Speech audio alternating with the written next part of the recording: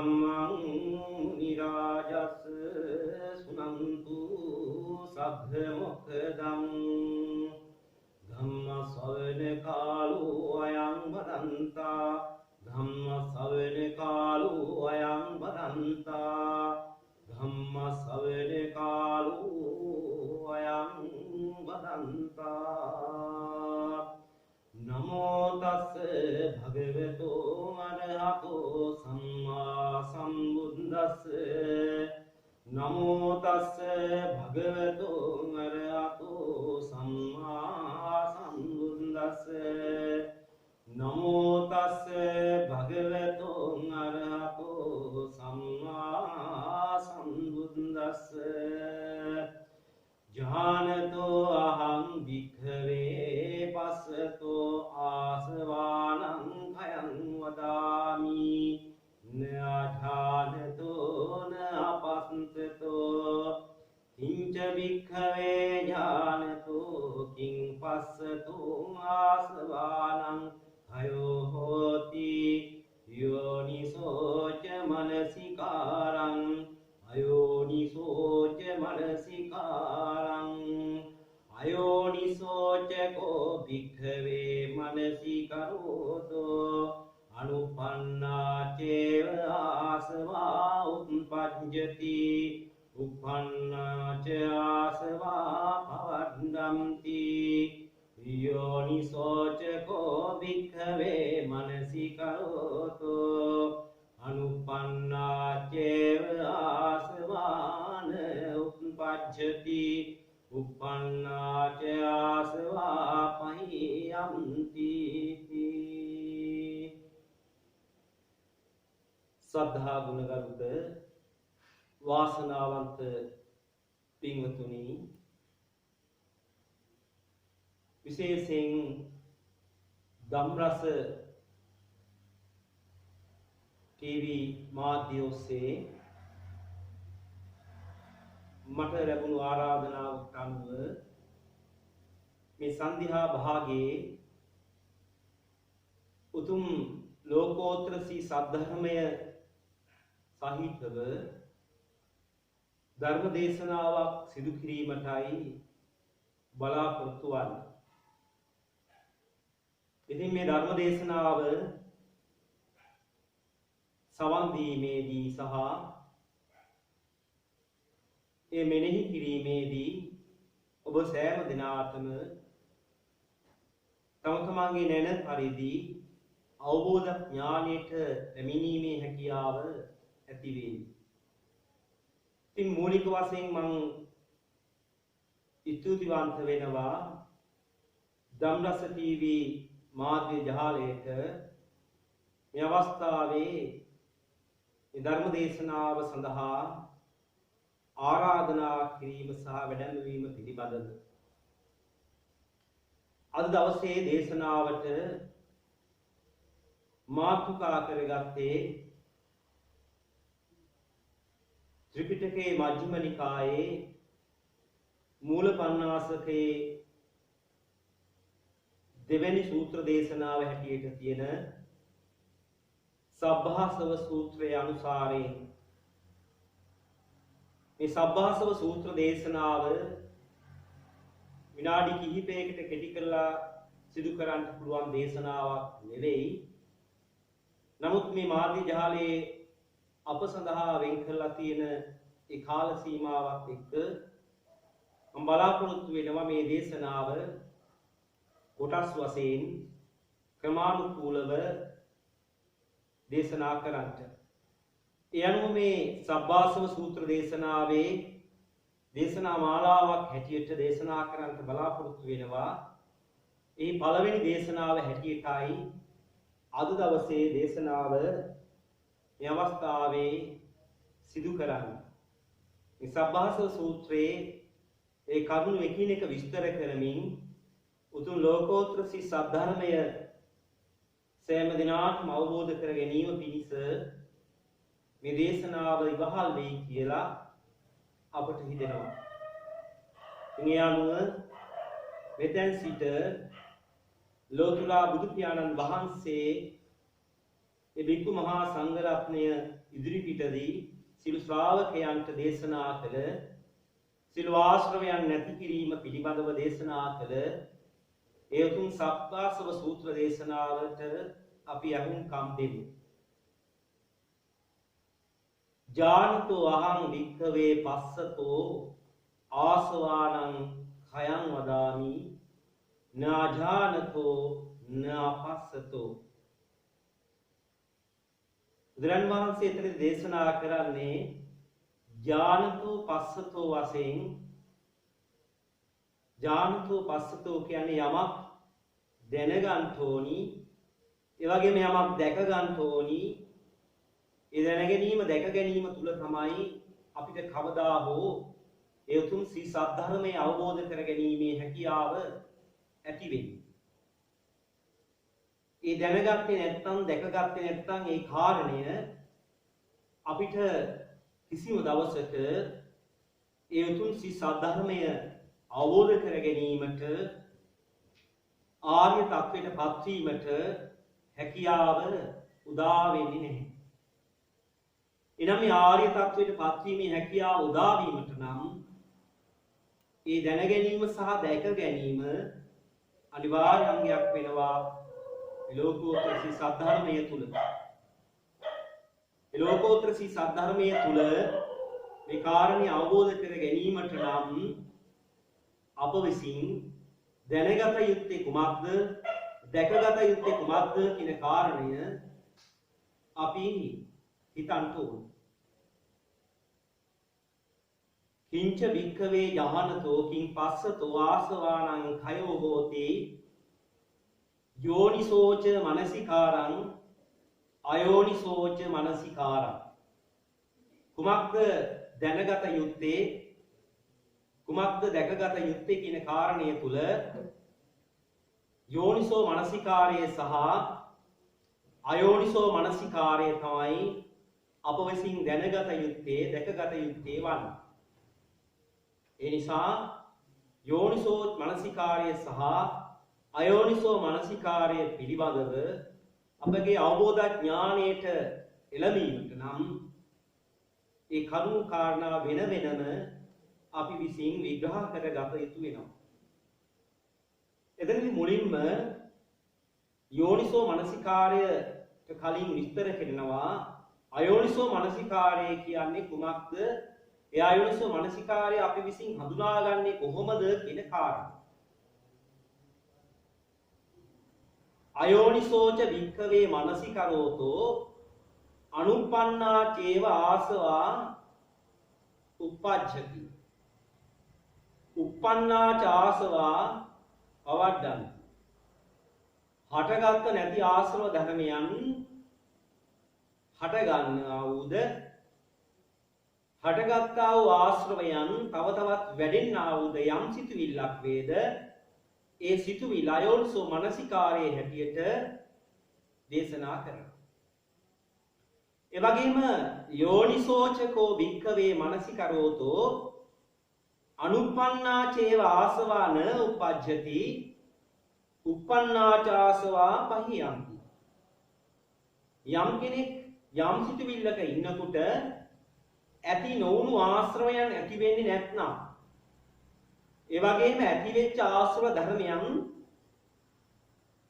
නැති වෙලාම යනවනම් අන්න ඒ සිතුවිල්ලට ඒ මානසිකාරයට දේශනාවේ තියෙන්නේ යෝනිසෝ මනසිකාරය කියලා. මේ යෝනිසෝ මනසිකාර හතරක් විස්තර කරනවා ධර්මයේදී. ඉදං දුක්ඛන්ති යෝනිසෝ මනසිකරෝති ඉදං දුක්ඛ සමුදයෝති යෝනිසෝ මනසිකරෝති ඉදං දුක්ඛ නිරෝධෝති යෝනිසෝ මනසිකරෝති අයං දුක්ඛ නිරෝධ ගාමිනියා පටිපදායාති යෝනිසෝ මනසිකරෝති. මේ දුකයි මේ දුකට දුක හට ගැනීම හේවත් දුකේ හේතුවයි එවැගේම දුක නැති කිරීම හේවත් දුක ඇති නොකර ගැනීමයි ඒ දුක ඇති නොවීමට තියෙනා වූ මාර්ගයයි කියන කරුණු හතර හේවත් උතුම් සී චතුරාර්ය සත්‍ය ධර්මයේ මෙනෙහි කිරීමක් වේද ඒ මෙනෙහි කිරීම යෝනිසෝ මනසිකාර්ය ලෙස අර්ථ දක්වලා තියෙනවා. එනිසා අප විසින් යෝනිසෝ මනසිකාරයට ලක් කර ගැනීම පිණිස චතුරාර්ය සත්‍ය ධර්මය ශ්‍රවණය කළ යුතු වෙනවා. මේ චතුරාර්ය සත්‍ය ධර්මයේ තමන් වහන්සේ විසින් අවබෝධ කරගන්නේ සම්මා සම්බුදුරජාණන් වහන්සේ නමක් හෝ පච්චේක සම්බුදුරජාණන් වහන්සේ නමක් හෝ පමණයි. පච්චේක සම්බුදුරජාණන් වහන්සේ නමක් නැත්නම් පසේ බුදුරජාණන් වහන්සේ නමක් මේ උතුම් චතුරාර්ය සත්‍ය ධර්මය අවබෝධ කළාට ඒ උතුම් චතුරාර්ය සත්‍ය ධර්මය කිසිම දවසක දේශනා කරන්නේ නැහැ. එනම් මේ චතුරාර්ය සත්‍ය ධර්මය දේශනා කරන්නේ තමන් වහන්සේ විසින්ම ඒ ධර්මය අවබෝධ කරගත් උතුම් සම්මා සම්බුදු කෙනෙක් පමණයි.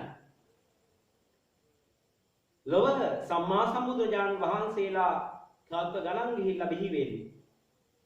දුර්ලභෝ බුද්ධෝත්පාදෝ ලෝකස්මින් දුර්ලභෝ මනුස්සත්ව පටිලාභෝ දුර්ලභා කන සම්පatti දුර්ලභා පබ්බජ්ජා දුර්ලභං සද්ධම්ම සවණං කියන ආකාරයට දුර්ලභ කරුණු පහක් විස්තර කරන තැන පළවෙනිම දුර්ලභ කාරණේ වශයෙන් ප්‍රදාන කරන්නේ සම්මා සම්බුදු කෙනෙක් ලෝකේ පහළ වීම. සම්මා සම්බුදු කෙනෙක් ලෝකේ පහළ වෙලා ඒ උතුම් සී සද්ධර්මයේ දේශනා කළාද එතෙන් පටන් ශ්‍රාවක සංඝයා බිහි වෙනවා. ඒ ශ්‍රාවක සංඝයාගේ බෝධිය වශයෙන් අරහන්ත බෝධියට පත්වීම උදෙසා මූලික වශයෙන් උතුම් සී සද්ධර්මය අහලා දැන ගැනීමේ කාරණය ඉතාම වැදගත් වෙනවා. ඒ උතුම් සී සද්ධර්මය අසා දැන ගැනීම මාත්‍රයෙන් සෝතාපන්න මාර්ගයේ හෝ ඵලයේ පිහිටවන බව සී සද්ධර්මයේ සඳහන් කරලා තියෙනවා. ඒ නිසා එතෙක් කල අසුතවත් පුතඥ ස්වභාවයේ හිටපු ඒ පුජ්‍යලයා උතුම් ලෝකෝත්තර සී සද්ධර්මය උතුම් චතුරාර්ය සත්‍ය ධර්මයේ හරියට අහලා දැනගත්ත වෙලේ ඉඳන් මාර්ග ඥානෙට ලැබුණාම ආශ්‍රිතවත් පුතඥ ස්වභාවයෙන් ඉවත් වෙලා ශ්‍රුතවත් වූ ආර්ය ශ්‍රාවකයා බවට පත් වෙනවා. ඒ වචනේ පරිසමාප්ත අර්ථයෙන් ආශ්‍රිතවත් කියන්නේ අහපු නැති කෙනා.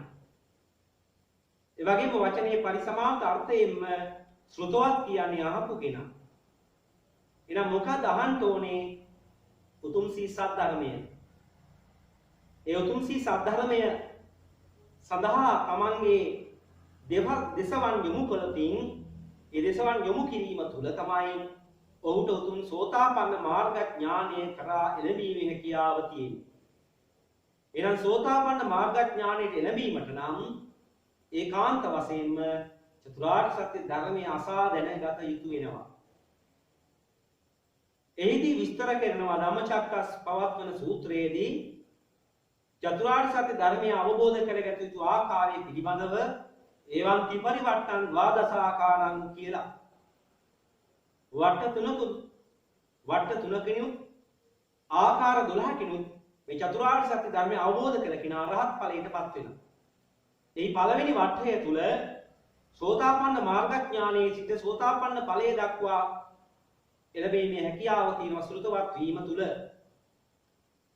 ඒ වට්ට තුන ගත්තොතින් චතුරාර්ය සත්‍ය ධර්මයේ සත්‍ය ඥානය, චතුරාර්ය සත්‍ය ධර්මයේ කෘත්‍ය ඥානය, චතුරාර්ය සත්‍ය ධර්මයේ කෘතඥානය කියන ආකාරයට සත්‍ය කෘත්‍ය කෘත කියලා මේ වට්ට තුන වෙන් කරලා තියෙනවා.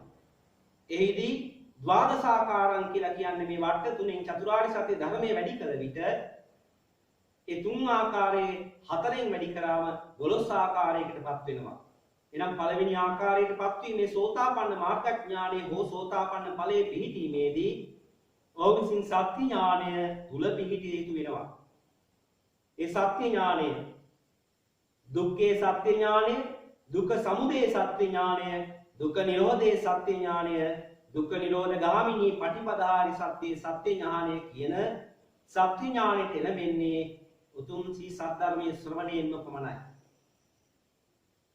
සබ්බාසව සූත්‍රයේ විස්තර කරනවා මේ භූමියෙන් වශයෙන් දර්ශන භූමිය ආරම්භ කරලා භාවනා භූමියෙන් අරහන්ත ඵලය දක්වා යන්නා වූ එක්තරා වැඩපිළිවෙලක් ගැන මේ සබ්බා සූත්‍රයේ පුරාවටම විස්තර කෙරෙන්නේ. එහිදී මේ සබ්බාසව සූත්‍රයේ දර්ශන භූමියේ සිට භාවනා භූමිය දක්වා ඇති කොටස් 7 තමයි මේ දේශනා මාලාවේදී විස්තර කිරීමට අප විසින් බලාපොරොත්තු වන්නේ. මේ පළවෙනි අංගයේ වශයෙන් දර්ශන භූමිය පිළිබඳව විස්තර කරන්නටයි අද දවසේ බලාපොරොත්තු වන්නේ. සුළු කාලයක තව පවතින්නේ අපිට.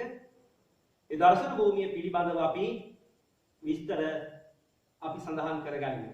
ඒ කලින් මේ දර්ශන භූමියේ සිට භාවනා භූමිය දක්වා තියෙනා වූ ක්‍රමවේද අවස්ථා 7 පිළිබඳව අපි දේශනා විදිහට සමන් දෙමු.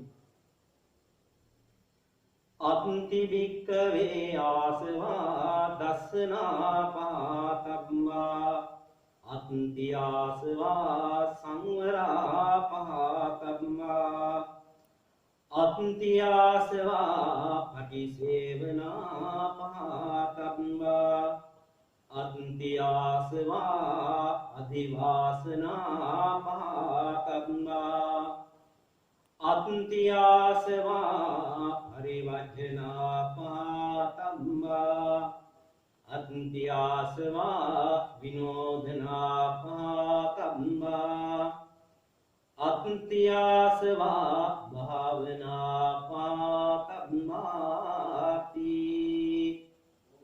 යනුව සබ්බාස සූත්‍රයේ ප්‍රධාන වශයෙන් ආශ්‍රවයන් නැති කිරීම පිළිබඳව කරුණු 7ක් විස්තර කරන අතර ඒ කරුණු 7ට එළඹීමේ පළවෙනිම කාරණය අත්ති වික්කවේ ආසවා දස්සනා පහතබ්බා කියන තැනයි පවතින්නේ.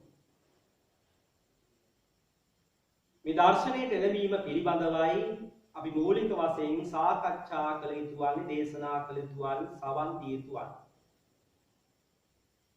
මොකක්ද මේ දර්ශනය කියලා කියන්නේ? ඒ දර්ශනයට කියනවා සම්මා දිට්ඨියටපත් වීම කියලා. කුමක්ද සම්මා දිට්ඨිය කියලා කියන්නේ? දුක්ඛේ ඥානං, දුක්ඛ සමුදය ඥානං, දුක්ඛ නිරෝධේ ඥානං, දුක්ඛ නිරෝධ ගාමිනී පටිපදායේ ඥානං ඉදං උච්චති සම්මා දිට්ඨි. දැන් සම්මා දිට්ඨිය කියලා කියන්නේ දුක්ඛේ ඥානයක්, සමුදය ඥානයක්, නිරෝධ ඥාන, මාර්ග ඥාන කියන මේ චතුරාර්ය සත්‍ය ධර්මයේ ඥාන දර්ශනයට එළඹීමයි. චතුරාර්ය සත්‍ය ධර්මයේ ඥාන දර්ශනයට එළඹීමට නම් චතුරාර්ය සත්‍ය ධර්මයේ සවන් දී යුතු වෙනවා. වලකුණු නම් චතුරාර්ය සත්‍ය ධර්මය ඒ පළවෙනිම අවස්ථාවේදී සම්මා දිට්ඨිය කියන කාරණයෙන් විස්තර කරගන්නට සම්මා දිට්ඨිය කියලා කියනවා. සම්මා දිට්ඨිය කියනකොට අපිට ලෞකික වශයෙන් අපි තේරුමක් අරන් කියනවා යහපත් වූ දැක්මක් කියලා. ඒක වැරදිම නේ. යහපත් දැක්ම කියන එක අපි ලෞකික වශයෙන් ගන්න පුළුවන්. මේ යහපත් දැක්ම කීවට කොතරම්නම් යහපත් දැකීම් තියෙනවා. හැබැයි යහපත් දැක්ම කීවට කුමක්ද මේ යහපත් දැක්ම විය යුතු වන්නේ කියන කාරණේ අපි වෙන් කරගත්තේ නැහැ. ඒක ලෞකික වශයෙන් පමණක් මෙනෙහි කළා වෙනවා. ලෞකික වශයෙන් පමණක් අපි මෙනෙහි කරලා ඊනනතුරුව ඒ තුලින් උතුම් නිර්වාණ අවබෝධයේ පිණිස කටයුතු කරන්නට පුළුවන් වෙයි කියලා බලා හිටියට කවදාක්වත් කිසිම කෙනෙකුට අවබෝධය කරා යෑමේ හැකියාව ලැබිලා නැහැ. මෙතන සම්මා දිට්ඨිය කියනකොට ලෝකෝත්තර අර්ථයක් එනවා. යම් තැනක සං කියන වචනේ එළඹෙනවා නම් ඒ සං කියන්නේ බැඳීමටමයි. යම් බැම්මක්, බැඳීමක්, එකතු කිරීමක්, සංයෝජනය කිරීමක් වේද ඒ සං කියන වචනයෙන් අපිට ගන්නන්න පුළුවන්. මා කියන්නේ මිදීම. එතකොට සම්මා දිට්ඨිය කියලා ගත්තම අපි බැඳෙන්න ඕනි වෙනවා මිදෙන පැත්තට. සම්මා මිදෙන පැත්තට බැඳීමේ දිට්ඨිය සම්මා දිට්ඨියයි. මොකක්ද මිදීම? රාගයෙන්, ද්වේෂයෙන්, මෝහයෙන් මිදීමයි. නිර්වාණ ධර්මයේ අර්ථකථනය, නිවනේ අර්ථකථනය රාගක්ඛයෝ නිබ්බාණං, දේසක්ඛයෝ නිබ්බාණං, මෝහක්ඛයෝ නිබ්බාණං කියලා.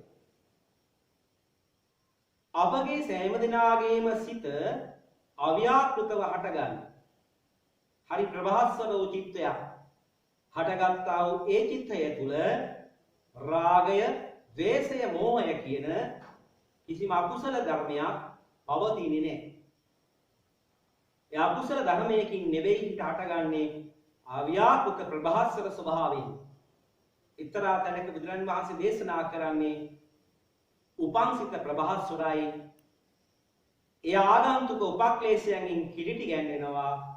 එනොනක් අසුතුවක් පුතග්ජන තෙමේට චිත්ත භාවනාවක් නොපවසමි කියලා. එනම් මේ උපංසිත ප්‍රභාස්වරයි කියලා අපි මුලින්ම දැනගන්න ඕනේ වෙනවා. උපංසිත ප්‍රභාස්වරයි කියන කාරණා. ඒ කියන්නේ උපංසිතෙහි රාගය නෑ, දේශය නෑ, මෝහය නෑ. ඉනනතුරුව ඒ හටගත්තා වූ චිත්තය තුල යම් බැඳීමක් නිසා රාගයෙන් දැක්කොතින්, රාගයෙන් බැඳුනොතින් ඔහුට ඒ රාගයෙන් බැඳෙන මොහොතේ පේන්නේ එක ක්‍රමයකට ලෝකය. තව කෙනෙක් ද්වේෂයෙන් බැඳෙනවා. ඔහුට පේන්නේ ලෝකය තවත් ක්‍රමයකට. තව කෙනෙක් මෝහයෙන් බැඳෙනවා. ඔහුට ලෝකේ තවත් ක්‍රමයකට පේනවා. දැන් බලන්න, දැන් ඉදිරි පිට අපි ගාව තියෙන මේ මල් ටික. නෙළුම් මල් කිහිපයක්. මේ නෙළුම් මල අපි උදාහරණයකට ගත්තොත් මේ නෙළුම් මල ළඟ අපි හිතමු 5 දෙනෙක් ඉන්නවා. මේ නෙළුම් මල තුල, නෙළුම් මල දැකීම තුල මේ 5 දෙනාගේම චිත්තසංතානයේ ආරම්භය හරි ප්‍රභාස්වරයි. එන්න පළවෙනි කෙනා නෙළුම් මල දකින්න. පළවෙනි කෙනා නෙළුම් මල දැක්කට පස්සේ ඔහු හරි ආදරේ නෙළුම් මල. ඔහුට කල්පනා වෙනවා මේ නෙළුම් මල්, මේ මල මොනතරම් ලස්සනද? මේ මල කාට හරි දීලා මගේ පෙම්වන්තියට හෝ පෙම්වතාට හෝ දීලා එයාගේ ආදරේ තවත් වැඩි කරගන්න පුළුවන් වන සම්පතක් තමයි මේ නෙළුම් මල. ඔහු දකින්නවා නෙළුම් මල රාග චේතනාවෙන් යුක්තව. ඔහුට හැබැයි නෙළුම් මල ලස්සන දෙයක් ක්‍රමයට පේන්න ගන්නවා. ඒකම නෙළුම් මල. දැන් දෙවෙනි පුජ්‍යලයා කල්පනා කරනවා මේ රතු නෙළුම් වලට නම් මම කැමති නෑ. මෙතන තියෙන තිබුණේ සුදු නෙළුම්. මම මේ රතු නෙළුම් එක හරි තරහයි. අනේ යා දේශයෙන් බැඳෙනවා මලත් එක්ක. ඔහුට මේ රතු නෙළුම් පේනකොට කේන්තියක්. ඒ වැඩක් නෑ. ඕ වැඩක් නැති දේවල්. සුදු නෙළුම් තිබුණා නම් කොතරම් ලස්සනද. අන්න එකම නෙළුම් මල දෙහා තවත් කෙනෙක් දකින්න ආකාරයේ දේශයෙන් බැඳෙනවා. දේශයෙන් අර ප්‍රභාස්වරව හටගත්තා වූ චිත්ත සංතානයේ දේශ සාගත සිතුවිලි ඇති වෙනත් එක්කම ඔහුට මල දකින්නේ වූ දේශ සහගතව ඒ ආකාරී ඉපදිච්ච ස්වභාවයක් ඔහුගේ මනසේ නිර්මාණය වෙනවා. ඒ දකින්න ස්වභාවයට අනුව ඉපදෙනවා. තුන්වෙනි පුජ්‍යලයා ඔහු ඇවිල්ලා බලනවා මල දෙහා. මේ රතු නෙළුම් මල විශ්වාස නැහැ, මේක තාම පරීක්ෂණ මට්ටමේ තියෙන්නේ. මේක හරි විසද දන්නෙත් නැහැ. මේක සුවඳ හරි විස වෙන්න පුළුවන්. මම දන්නේ මට සැකයි. මේ මල මට හරි සැකයි. ඒ නිසා මේ මලේ විස තියෙන්න පුළුවන්. ඔව් විසපෝක් මලක් වෙන්නත් පුළුවන්. ඒ නිසා මේ මලට කිට්ටු වෙන්නේ නැහැ කියලා ඔහු පරීක්ෂණ කරන ස්වභාවයෙන් මල ගෙහා සැකින් බලනවා. ඔහුට මල පේන්නේ සැක සහිතවයි. ඔහුට පේන්නේ තවත් විදිහට ඉපදිලා පේනවා.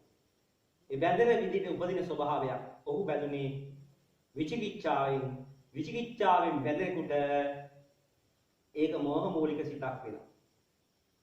තවත් කෙනෙක් මේ මල දෙහා දැකලා කියන ඔතන අරන් තියෙන එක මලයි දෙකයි තුනයි අපේ ගෙදර ගිහිල්ලා බලන්නකෝ. ඔවැනි මල් දහස් ගාණක් අපේ ගෙදර අපේ විලේ පිපිලා තියෙනවා. ඔතන එකයි අපේ මල් තියෙන්නේ. අන්න උද්දච්චව දකින්නවා. ඒකත් අකුසල මූලයක් තුල තියෙන මෝහාකාරී සිතක් උද්දච්ච සම්පයුක්ත සිතෙන් දකින්නවා. ඔහුට උද්දච්ච ලෙස තමන්ගේ තියෙන ස්වභාවය විස්තර කරනවා. අපිට ගොඩක් තියෙන ඔතන එකයි තියෙන්නේ කියලා. ඔහුට පේන්නේ ඒ ක්‍රමයට එකම මල. තවත් කෙනෙක් එනවා අනේ වයසක උපාසක අම්මා කෙනෙක් ඇවිල්ලා කියනවා මේ මල මොනතරම් ලස්සනද මේ මන මොනතරම් හොඳද මේ මල ලෝතුරා බුදු පියාණන් වහන්සේට පූජා කරලා දිව්‍ය ලෝක යන්න පුළුවන් තරම් කුසලයක් ඇති කර ගන්නවා කියලා කුසලයෙන් දෙනවා. ඔව් තපේන්නේ මල ඒ විදිහට. දැන් බලන්න මේ පස් දෙනා දැක්කේ පස් ආකාරයකින් හටගත්ත චිත්තසංතානයේ පස් ආකාරයක් වෙනකොට මෙතන තියෙන එකම මලක්. සංකප්ප රාගෝ පුරිසස්ස කාමෝ නතේ කාමානි විචිත්‍රානි ලෝකේ. මේ විචිත්‍රවත් වූ ලෝකයේ තුල නෙවෙයි කාමයේ තියෙන්නේ. උජ්ජලයාගේ චිත්තසංතානයේ තුල තියෙන සංකල්පයක් විතරමයි. ඒ සංකල්පය දකින්න විදිහට ඉපදලා පේනවා. පටිච්ච සමුප්පන්නයි. බැඳෙන විදිහට පේනවා. රාගයෙන් බැඳුනුතින් රාගයෙන් පේනවා, දේශයෙන් බැඳුනුතින් දේශයෙන් පේනවා, මෝහයෙන් බැඳුනුතින් මෝහයෙන් පේනවා. බැඳෙන විදිහට උපදිනවා පටිච්ච සමුප්පාදයි සමානව උපදිනවා. පටිච්ච සමුප්පන්න වූ ධර්මයක් තුලයි අපි ජීවත් වෙන්නේ එහෙමනම්. මෙන්න මේ කියන කාරණය හරියාකාරව අහලා දැනගැනීමේදී ලෝකයේ තියෙන කරුණු තුනක් අවබෝධ වෙන්න ගන්නවා අපුට. ඒ කරුණු තුන ආකාර කිහිපයකින් අවබෝධ වෙනවා මේ පංච පාදානයන්ගේ කෙරෙහි හට ගන්නා වූ සමුදයක් අත්ංගමයක් ආසාදයක් ආදීනවයක් නිස්සරණයක් කියන කරුණු තුන ඔහුට අවබෝධ වෙන්න පටන් ගන්නවා. ඒ අවබෝධ වෙන්න පටන් ගැනීමේ මූලික පියවර තමයි සෝතාපන්න මාර්ගඥානයේ හෙවත් දර්ශන භූමියට එළඹීම. එනම් මේ දර්ශන භූමියට එළඹීම තමයි ඊටාම වැදගත් වෙන්නේ අපි කාටද? ඒකට කියනවා චතුරාර්ය සත්‍ය ධර්මයේ සත්‍ය ඥානෙ කියලා. ඉතින් අපිට ලැබිලා තියෙන කාලය ඊටාම ඉක්මනින් ඉවර වෙනවා. මේ දර්ශන භූමිය ගැන තවත් විස්තර කරන්නට බොහෝ කරුණු තිබෙදීම ඒ බොහෝ කරුණු ගැන අපි ඉදිරියේදී දෛනිකව සාකච්ඡා කරන්නට බලාපොරොත්තු වෙමින් දර්ශන භූමිය පිළිබඳවත් සෝතාපන්න මාර්ගඥානයට එළඹෙන්නේ කොහොමද කියන කාරණේ පිළිබඳවත් මේ සබ්බාස සූත්‍රයේ ඉදිරි සාකච්ඡාවේදී සහ දේශනාවේදී විස්තර කරන්නට බලාපොරොත්තුව තබාගෙනම මේ දේශනාව මෙතකින් නවත්වන්නටයි කල්පනා කරන්නේ. අපි ඉදිරියේදී එනම් මේ දර්ශන භූමිය ගැන සහ චතුරාර්ය සත්‍ය ධර්මයේ ලෝකෝත්තර අර්ථය මොකක්ද කියන කාරණේ පිළිබඳවත් දිගින් දිගටම සාකච්ඡා කරන්න සහ දේශනා කරන්නට සවන් දීමේ බලාපොරොත්තු ඔබ තුළ ඇති කරමින් දේශනාව මෙතකින් නවත්වනවා. ඉදිරි දේශනාව මේ සම්බන්ධ කරමින් ඒ දේශනා මාලාව තුළ මාලාවටම සවන් දීම තුළ ඔබට හැකියාව ලැබේවි ඒ තුන් චතුරාර්ය සත්‍ය ධර්මයේ දර්ශන භූමියට එළඹීමේ අඩුම වශයෙන් සෝතාපන්න මාර්ග ඥානයටවත් එළඹීමේ හැකියාව ඇති වේවා කියන ප්‍රාර්ථනාව තබමින් දේශනාව මෙතකින් සමාප්ත කරනවා. ඔබ සෑම දිනාටම සම්මා සම්බුදු සරණයි. ආකාශට්ඨා චුම්මට්ඨා දේවානාගා මහිද්దికා පුඤ්ඤන්තං අනුමෝදිත්වා චිරන් රක්ඛන්තු ලෝක සාසනං. ආකාශට්ඨා චුම්මට්ඨා දේවානාගා මහිද්దికා පුඤ්ඤන්තං අනුමෝදිත්වා චිරන් රක්ඛන්තු දේශනං. ආකාශට්ඨා චුම්මට්ඨා දේවානාගා මහිද්దికා පුඤ්ඤන්තං අනුමෝදිත්වා චිරන් රක්ඛන්තු ත්වං සදාති. ධම්මේ ඥාතිනං හෝතු සුඛිතා හුන්තු ඥාතයෝ. ධම්මේ ඥාතිනං හෝතු සුඛිතා හුන්තු ඥාතයෝ. ධම්මේ ඥාතිනං හෝතු සුඛිතා හුන්තු ඥාතයෝ. අභිවාදන සීරිස නිච්ඡං උද්ධාපචායිනෝ චත්තාරෝ ධම්මා වඩ්ඩಂತಿ ආයුවන්නෝ සුඛං බලං ආයුරාෝග්‍ය සම්පatti සබ්බ සම්පatti මේවච අතෝ නිබ්බාන සම්පatti හිමිනාතේ සමිච්ඡතු